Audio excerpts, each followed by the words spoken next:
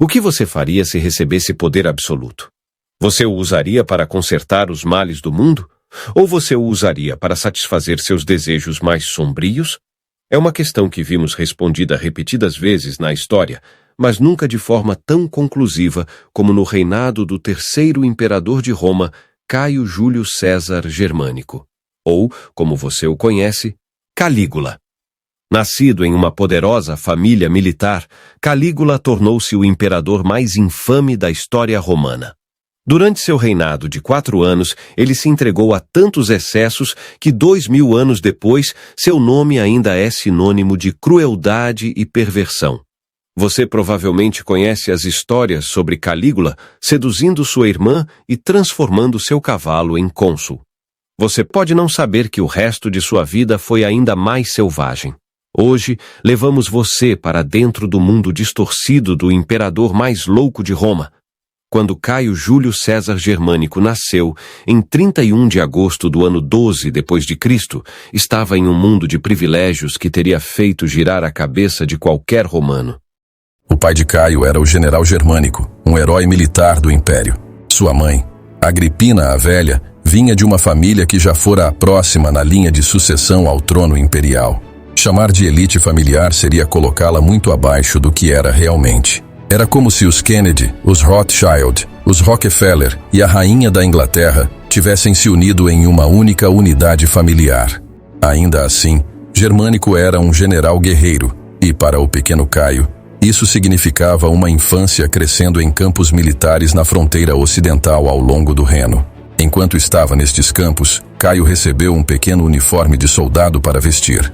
A visão desta criança desfilando fez os soldados que serviam sob o comando de Germânico rirem e lhe deram o apelido de Botinha, ou, para traduzi-lo em latim, Calígula. Mas embora a vida possa ter parecido doce para o pequeno Calígula na fronteira, em Roma, uma tempestade poderosa estava se formando. Durante quase 4 décadas, o trono imperial esteve nas mãos de Augusto, mas com o aproximar-se do fim da sua vida, forças políticas obscuras estavam em movimento. O plano de Augusto era que um dos 2 irmãos de Agripina herdasse o trono, mas ambos morreram jovens. Depois de se desentender com um terceiro sucessor, Augusto foi forçado a recorrer a um general chamado Tibério. Tibério era tecnicamente um herói do Império, mas também era uma espécie de idiota colossal. Ninguém gostava dele, nem mesmo Augusto. A única maneira de o imperador moribundo colocar Tibério no trono sem tumultos era forçar Tibério a adotar o pai de Calígula, o amado Germânico. Dessa forma, todos poderiam dormir profundamente, sabendo que por mais terrível que Tibério fosse, Germânico logo estaria no comando. No dia 19 de agosto de 14 depois de Cristo, Tibério começou a se mover contra Germânico. A família de Calígula foi retirada do Reno e transplantada para a Síria. Lá, em 10 de outubro de 19 depois de Cristo, Germânico morreu em circunstâncias misteriosas. Convencida de que Tibério havia envenenado o marido, Agripina pressionou por justiça. Foi nesse ponto que Tibério derrubou a outra bota. Tibério proibiu Agripina de se casar novamente e exilou-a em uma ilha remota. Seus 2 filhos mais velhos foram presos. Um deles cometeu suicídio. O outro morreu de fome. Para Calígula foi uma reviravolta que mudou a vida. Embora a sua avó o tenha protegido da ira de Tibério, ele ficou subitamente sem pais, sem irmãos, sem esperança. Seu único consolo pode ter sido o fato de suas 3 irmãs também terem sido autorizadas a viver. Certamente a experiência os aproximou. Tão perto que havia rumores de que Calígula estava dormindo com a mais nova, Júlia Drusila. Mas Tibério não era apenas astuto. Ele também era cruel. Em 31 ou 32 depois de Cristo, Calígula, de 19 anos, foi subitamente convocado à vila de Tibério, na ilha de Capri. De agora em diante, ele teria que viver ao lado do homem que destruiu sua família. Foi uma coisa bizarra e pervertida da parte de Tibério. Também seria uma catástrofe para todo o Império. Então aqui estão algumas coisas que você deve saber sobre Tibério. A primeira é que Tibério era basicamente o Stalin romano. Governou através do medo, instigando uma onda de julgamentos por traição, em que pessoas foram condenadas por tribunais, executadas e os seus corpos despejados no rio Tibre. A segunda é que ele fez tudo isso enquanto permanecia longe de Roma. Em 26 depois de Cristo, o velho déspota retirou-se para uma vila em Capri, onde se divertiu enquanto um lacaio fazia toda a repressão. Aliás, um bom momento para Tibério geralmente significava que todos os outros passariam um momento extremamente ruim. Se acreditarmos nas fontes sobreviventes, o tempo de Tibério em Capri foi passado satisfazendo-se com meninos e meninas menores de idade e depois jogando-os dos penhascos para a morte. Foi para este mundo que Calígula foi convocado. É impossível dizer por que Tibério chamou Calígula até ele. Talvez tenha sido um jogo doentio. Os lacaios de Tibério muitas vezes questionavam o menino sobre sua família morta, incitando-o a vingar-se. Mas Calígula não era estúpido. Ele manteve a boca fechada e se submeteu a Tibério mais como um servo do que como um membro adotivo da família. Portanto, Tibério nunca tentou matar o rapaz. Não só isso, ele parece ter gostado dele. Em pouco tempo, Tibério estava permitindo que Calígula se entregasse às suas próprias orgias, para organizar e assistir torturas sádicas em seu lazer. Depois de ver o quanto o quieto Calígula gostava de ver os outros sofrerem, Tibério comentou: "Estou cuidando de uma víbora para o povo romano." Em meados da década de 30 depois de Cristo, Tibério nomeou Calígula e o primo de Calígula, Gemelo, co-herdeiros do império. Talvez se Tibério soubesse o que o jovem quieto andava fazendo em Capri, ele teria sido mais cauteloso. Mais tarde, Calígula afirmou que gostava de se levantar na calada da noite e entrar sorrateiramente no quarto de Tibério, onde segurava uma adaga sobre o velho, pronto para cravá-la. Calígula também trabalhou nos bastidores para forjar uma aliança com o poderoso prefeito da guarda pretoriana, Naevius Sutorius Macro. Quando chegasse a hora, Calígula queria a guarda ao seu lado. Chegou a hora em 16 de março de 37 depois de Cristo. Naquela manhã, correu a notícia de que Tibério havia morrido durante o sono. O imperador tirano de Roma estava morto. Existem algumas teorias sobre como Tibério morreu, e uma delas é que Calígula sufocou o velho com um travesseiro. Mas mesmo que sejam apenas escritores posteriores acrescentando tempero narrativo à história, o resultado foi o mesmo. Em Roma, as pessoas enlouqueceram. Exigiram que o corpo de Tibério fosse arrastado pelas ruas e atirado no rio, como tinham sido todos os executados nos seus julgamentos de traição. Enquanto Roma estava ocupada com a festa em Capri, Calígula colocava seu plano em ação. Com a saída de Tibério, a guarda pretoriana partiu para Calígula. Gemelo foi colocado em prisão domiciliar. Ele nunca mais sentiria o gosto da liberdade. Com seu rival preso, Calígula cavalgou até Roma e apresentou-se ao povo como seu novo imperador. Isso, na verdade, não foi tão difícil quanto você imagina. As pessoas odiavam Tibério. A cidade inteira ficou seriamente emocionada por ele ter partido, e agora eles estavam sendo informados de que seu substituto seria o filho de seu amado general germânico. Com apenas 24 anos, Calígula foi elevado a governante do império. As pessoas ficaram em êxtase. Quando ele entrou na cidade, eles se alinharam e gritaram como se ele fosse o Elvis romano, ou algo assim. Não demoraria muito para que Calígula fizesse aqueles mesmos cidadãos gritarem por razões muito diferentes. Então, é isso, né? A parte em que finalmente chegamos a todas as histórias interessantes sobre Calígula promovendo seu cavalo e se casando com sua irmã? Não, isso tudo ainda está por vir, porque aqui está a questão de Calígula, o imperador louco. Quando ele tomou o poder pela primeira vez, ele era visto como Calígula, o imperador. Calígula foi tudo o que Roma sempre sonhou. Ele encerrou os julgamentos de traição de Tibério. Propriedades confiscadas foram restauradas. Impostos reduzidos. Deu ao exército um aumento salarial. Como se isso não bastasse, Calígula organizou intermináveis jogos e festas de gladiadores para celebrar sua ascensão ao poder. Imagine que você é um romano comum.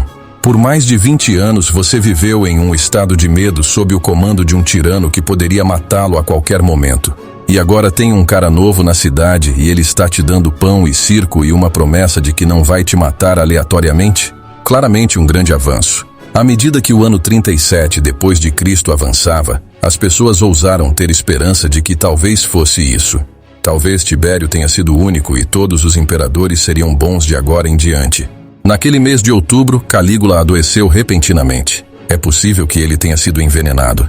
De qualquer forma, ele passou a maior parte do mês flutuando no limiar entre a vida e a morte. O povo de Roma ficou horrorizado. Eles não poderiam perder seu novo e brilhante imperador. Houve choro nas ruas. No Senado, os senadores se revezaram para se levantar e implorar aos deuses que poupassem Calígula. Alguns até imploraram a Júpiter que os tomasse em seu lugar. Milagrosamente, essas orações funcionaram. Calígula se recuperou, arrastando seu corpo enfraquecido de volta à terra dos vivos. Se este fosse um filme de terror, agora seria o ponto em que diríamos: no entanto, parece que ele trouxe algum espírito maligno de volta com ele. Como isso é história, diremos simplesmente que Calígula voltou mudado. O imperador popular havia partido. Em seu lugar havia algo muito mais sombrio. Pouco depois de se recuperar, Calígula convidou os senadores que oraram por sua vida para visitá-lo. Lá, ele agradeceu por pedirem a Júpiter que os levasse em seu lugar. Então ele perguntou quando eles iriam fazer isso. Não existem registros da conversa que se seguiu, mas provavelmente foi mais ou menos assim. Sua Alteza? Perguntaram os senadores intrigados. Respondeu Calígula: você pediu aos deuses que deixassem você morrer para que eu pudesse viver. Bem, estou vivo. Então eu repito: quando você vai morrer? Os senadores não tiveram escolha. Um por um, todos foram forçados a cometer suicídio. Foi o primeiro sinal da loucura que estava prestes a consumir o império. Agora precisamos ter cuidado aqui. Muitos escritores antigos e contemporâneos gostam de usar a doença de Calígula como um evento transformador, como se ele fosse um santo antes e um demônio depois. Mas já vimos Calígula se divertindo torturando pessoas na vila de Tibério. Nós o vimos eliminar silenciosamente seu rival ao trono e planejar seu caminho para o poder. Então sim, Calígula se tornou um monstro após sua doença. Mas não é como se os sinais já não estivessem lá. Com a morte dos senadores, Calígula voltou à vida pública. Desde o início ficou claro que algo estava errado. Ele abandonou as vestes e começou a se vestir com trajes estranhos, às vezes inclusive com roupas femininas. Ele alegou que estava atormentado por dores de cabeça intermináveis. Você quase pode imaginar o povo de Roma olhando e se perguntando o que aconteceu com seu divertido imperador. Bem, Calígula ainda queria se divertir, e Roma estava prestes a descobrir que a definição de diversão de Calígula era ainda mais assustadora do que a de Tibério. Só tenho que dar uma palavra. Antes de prosseguirmos, há algo que você precisa entender sobre esse período da história romana. Tantas fontes foram perdidas ao longo dos anos que quase não temos relatos contemporâneos de Calígula. As informações que temos sobre sua vida geralmente vêm do livro de Suetônio sobre os imperadores e da biografia de Calígula de Cássio Dio. Ambos não são exatamente grandes historiadores e viveram muito depois da morte de Calígula, e Dio só nasceu cerca de 120 anos após sua morte. Dito de outra forma, esperar que qualquer um destes rapazes dê um relato preciso do reinado de Calígula é como esperar que alguém nascido neste mesmo ano dê um relato de testemunha ocular da vida de Otto von Bismarck. Dito isto, é provável que haja um fundo de verdade nos seus relatos suspeitos, e mesmo assim seria suficiente para classificar Calígula como um dos governantes mais loucos da história. Dizem que Calígula, pós-doença, gostava de humilhar o Senado. Os senadores seriam obrigados a correr ao lado de sua carruagem por quilômetros seguidos pelas ruas de Roma.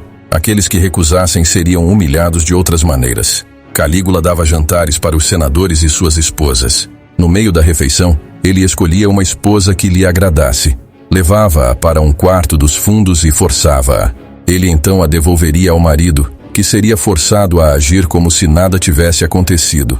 Falando em mulheres, os apetites sexuais de Calígula eram enormes e extremamente cruéis. Em 37 ou 38 d.C., por exemplo, ele foi ao casamento de Gaius Calpurnio Pisão e Lívia Orestila. O imperador ficou tão encantado com Lívia que ordenou que ela se casasse com ele. Ela o fez. Ele fez o que queria com ela e se divorciou dela na manhã seguinte. Ele a proibiu de se casar com Gaius. Lívia não foi a única.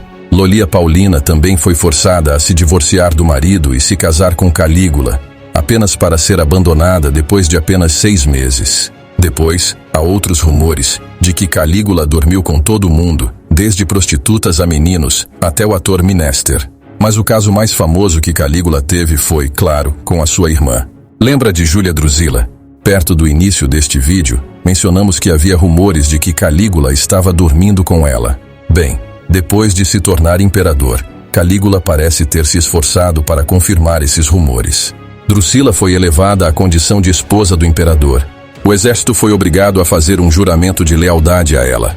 Os dois nunca se separaram. Quando Drusila morreu em junho do ano 38, Calígula, de coração partido, declarou a deusa e forçou as pessoas a adorá-la.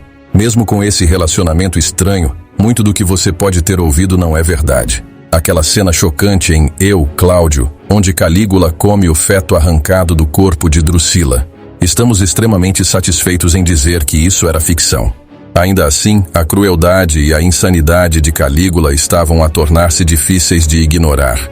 Cassius Dio diz que o imperador praticava expressões faciais aterrorizantes apenas para colocar o temor de Deus em seus súditos. Em uma festa, ele teria começado a rir. Quando os convidados lhe perguntaram o que havia de engraçado, Calígula respondeu: "Acabei de pensar que bastaria dar uma palavra e todos vocês terão a garganta cortada." Era mais do que apenas uma ameaça inútil. No ano 38, Calígula finalmente ordenou a execução de Gemelo. Incrivelmente, ele executou Macro, o prefeito da guarda pretoriana, que o ajudou a tomar o poder pouco depois. Foi o primeiro grande gosto de sangue de Calígula. Evidentemente, ele gostou o suficiente para voltar para mais. Ao longo de tudo isso, o divertido imperador pré-doença não desapareceu completamente. Apesar de toda a sua má reputação, Calígula fez algumas coisas boas. Ele ampliou a rede de aquedutos de Roma, levando água potável a muitas partes da cidade. Ele mandou construir novos portos, abrindo o império para mais comércio. Também há razões para acreditar que algumas das histórias mais infames sobre ele são falsas. E aquela coisa toda de fazer do cavalo dele um cônsul? Pensa-se que Calígula provavelmente estava insultando a inteligência de um senador e fez um comentário no sentido de: "Você é tão inútil, é melhor nomear meu cavalo cônsul." Escritores posteriores interpretaram literalmente. Por outro lado, é bem possível que a história da Baía de Baule seja verdadeira. Se você ainda não ouviu, afirma-se que Calígula descobriu uma antiga profecia de um astrólogo que dizia que Calígula tinha: "Não há mais chance de se tornar imperador do que cavalgar pela Baía de Baule." Assim que se tornou imperador, Calígula requisitou barcos de toda a Itália, atracou-os juntos e transformou-os numa ponte sobre a baía. Ele então passou 2 dias inteiros subindo e descendo em triunfo. Tantos barcos foram desativados que Roma sofreu uma escassez de grãos. Por mais divertidos que sejam, contos como esses muitas vezes escondem a natureza sombria de Calígula.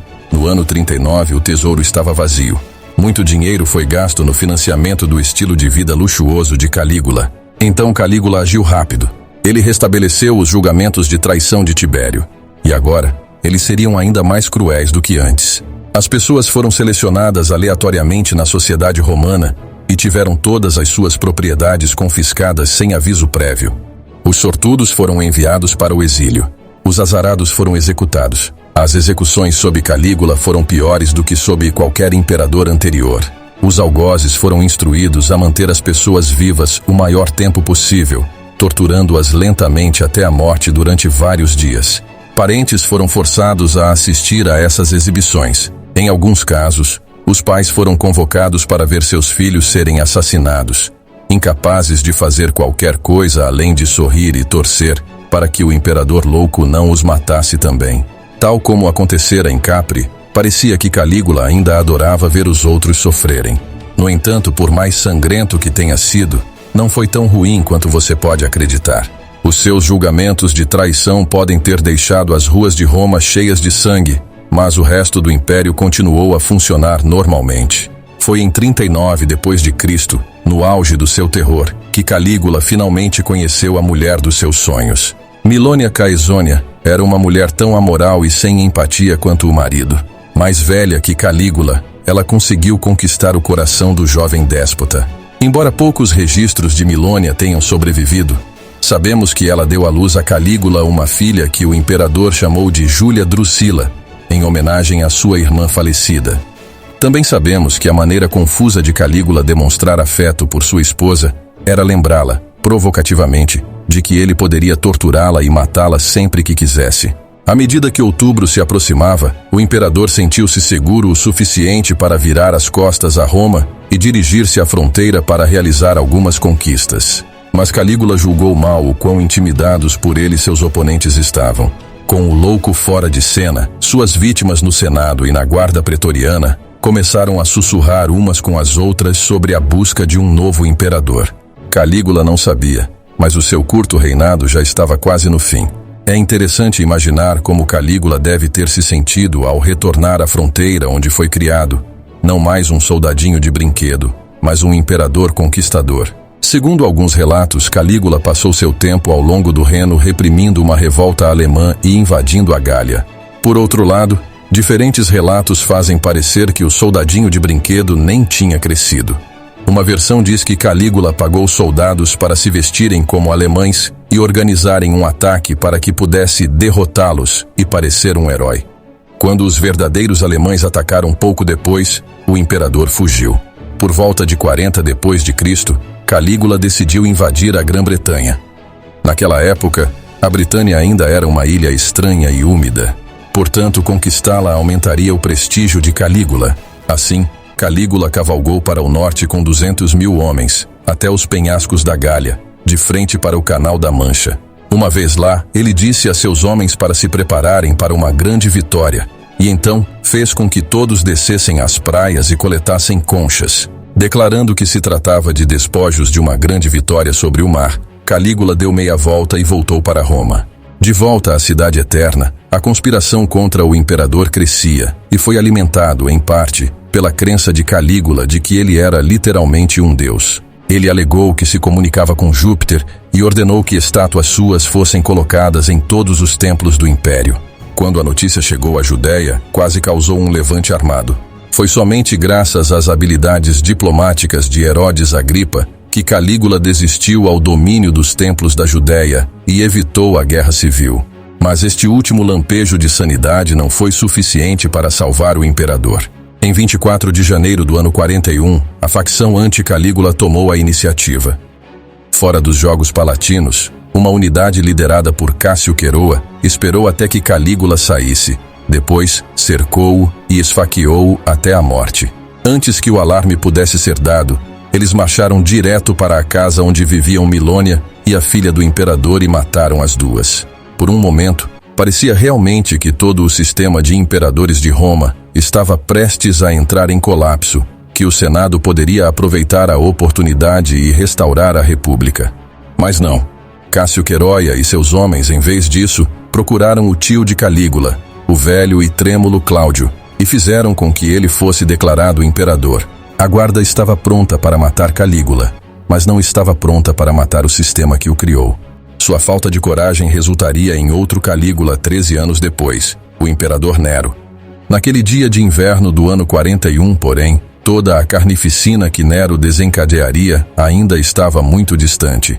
Em vez disso, o Senado concentrou-se em expurgar o vírus de Calígula do império. Estátuas do agora falecido imperador foram destruídas. Seu nome foi apagado dos monumentos. Um relato provavelmente fictício diz que o exército matou o cavalo de Calígula. Antes de Cláudio se estabelecer no trono, Calígula já havia partido, quase apagado da história romana. O povo não queria mais lembranças do seu tirano louco. Então, por que nos lembramos dele hoje? Porque Calígula é um dos poucos imperadores romanos que quase todos conseguem nomear. Parte disso é, sem dúvida, valor do entretenimento. Mesmo que a história sobre transformar seu cavalo em cônsul seja falsa, ainda assim é divertida. Mas parte disso também pode ser o fato de Calígula servir como um alerta da história. Antes de assumir o trono, Calígula era um ninguém quieto. Quando ele se tornou imperador, tudo o que ele aparentemente queria era agradar as pessoas. Um ditado antigo diz que o poder absoluto corrompe absolutamente. Na vida de Calígula podemos ver que isso é verdade. Podemos gostar de acreditar que um homem bom poderia governar-nos a todos com justiça e sabedoria, mas a biografia de Calígula sugere o contrário. Isso sugere que quase qualquer um pode se tornar um monstro. Talvez até você ou eu. No final, Calígula pode ter governado Roma apenas por 4 anos. Mas suas ações malucas durante esse período garantiram que seu nome viveria na história. Deixe seu gostei, seu comentário, inscreva-se e clique no ícone do sino para mais vídeos como este.